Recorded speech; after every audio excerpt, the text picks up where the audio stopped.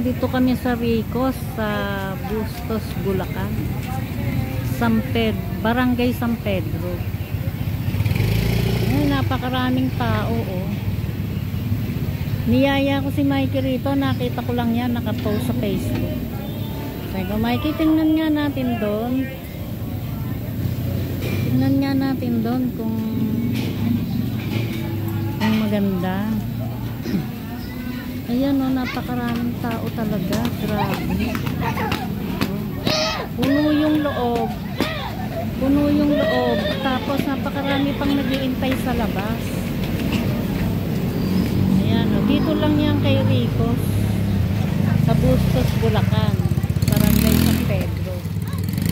Ayan, yung mga tao na yan, papasok sa loob yan. Una-una lang kasi puno. Oh.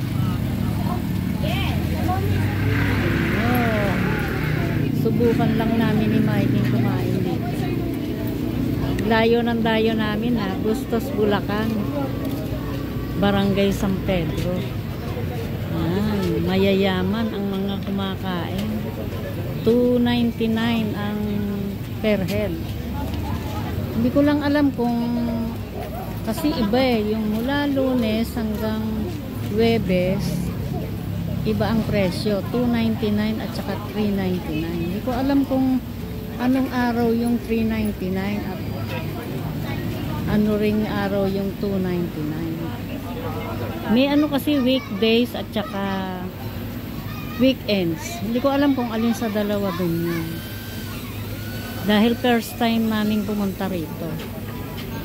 Ayan, nakita ko lang yan, nakapost sa Facebook. Sabi ko kay Mikey, alika, punta tayo doon, tingnan natin. Ano, daming tao sa loob.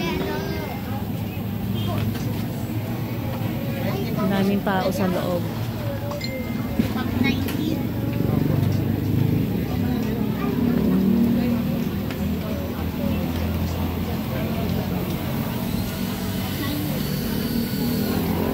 Parang fiesta dito, ah.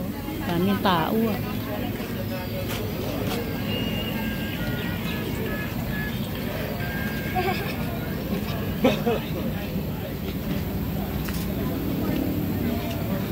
Ayun, si Mikey, oh. Hindi lang pa rin nasa unahan mo, pang number, pang sales ka pa rin sa listahan.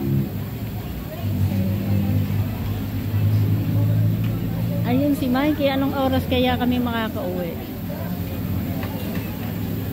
Kasi akala niya, papalis ka pa lang ako, sabi ko, hindi ko na. Kasi hindi lang yung pangalan. At anong oras din kami kakain? Hindi pa naman ako nagmerienda. At inihanda ko rito dahil kasi buffet. $2.99 per head. Hindi ko alam kung $2.99 o $3.99. Ayan. Anong oras pa kami kakain? Karaming tao.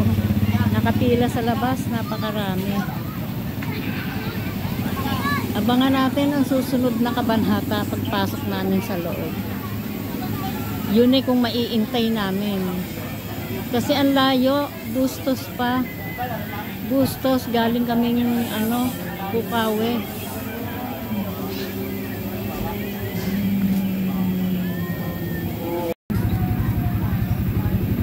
Hindi makakapag-intay si Mikey eh. Alas 8 pa raw kami papasok. Gutom na. Saka gagabihin kami, ang layo ng biyahe. Babay na, Ricos Restaurant.